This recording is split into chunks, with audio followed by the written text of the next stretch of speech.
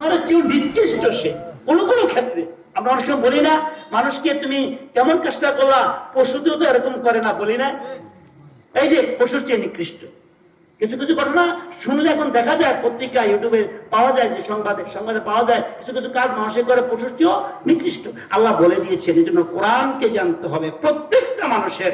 আল্লাহ নবী সাল্লাল্লাহু আলাইহি ওয়াসাল্লাম বলেন, তালাবুল ইলমি ফরিদাতুন আলা কুল্লি মুসলিমিন, সকল নরনারীর উপরে ইলম শিক্ষা করা ফরজ। সময় নাই সংক্রান্ত কোন সুন্দর কথা ছিল, আপনাদেরকে শোনার জন্য আল্লাহর কাছে সাহায্য চেয়ে ঠিক করেছিলাম, কিন্তু শোনা যাবে না। এই ততটুকু বললাম। আমি বাংলাদেশের মুসলমান চাইলে আমরা সব বিষয় আমরা কি করতে পারি, সুন্দরভাবে আদায় করতে পারি, নামাজ আদায় করতে পারি, আমাদের বাধা আসে না। পৃথিবীর অন্যান্য রাষ্ট্রে আছে মসজিদে আজান দেওয়া নিষেধ, মসজিদে আসতে পারে না, ইসলামের বিধানগুলো মানুষের কাছে পৌঁছে দিতে পারে না, যারাই পৌঁছে দেয় তাদেরকে জেলবদ্ধ করা হয়। আমাদের এই বাংলাদেশে এই সুন্দর একটা সিস্টেম আছে। আপনি চাইলে দিনের দাওয়াত মানুষের কাছে পৌঁছে দিতে পারেন, দিনের প্রতি মানুষকে উৎসাহিত করতে পারেন। তারপরেও আমরা এই দিনের থেকে অনেক দূরে।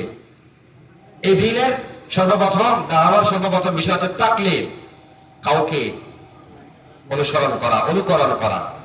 এই তাকলিদ আজকে আমাদের থেকে চলে গিয়েছে। রাসূলুল্লাহ সাল্লাল্লাহু আলাইহি ওয়াসাল্লাম, অনেকে বলে তাকলিদ এটা আবিষ্কৃত জিনিস, এটা রাসূলের জামানা থেকে তাকলিদ ছিল।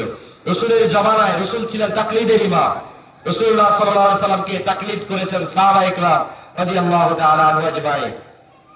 রাসূলের মৃত্যুর পর রাসূল বলেছেন, তোমরা আমার পরে তোমরা ইতাআত করো, তাকলীদের ধারক হিসাবে আবু বকরকে তোমরা গ্রহণ করো। এভাবেই সাহাবায়ে কেরামদের মধ্যে আবু বকরের পরে হযরত ওমর, ওমরের পরে ওসমান, এরপরে আলী, এভাবেই আমাদের পর্যন্ত তাকলীদের সিলসিলা কারো না কারো মাধ্যমে এসে পৌঁছেছে। এজন্য তাকলীদ করতে হলে আমাদেরকে কারো না কারো অনুসরণ করতে হবে। রাসূলুল্লাহ সাল্লাল্লাহু আলাইহি ওয়াসাল্লাম আমাদেরকে সেই অনুপ্রেরণা আমাদেরকে দিয়েছেন। আল্লাহ রাব্বুল আলামিন সূরা কোরআন কারীমের এক আয়াতে বলছেন, আলা ইন্না আউলিয়া আল্লাহ লা খাউফুন আলাইহিম ওয়া লা হুম ইয়াহজানুন।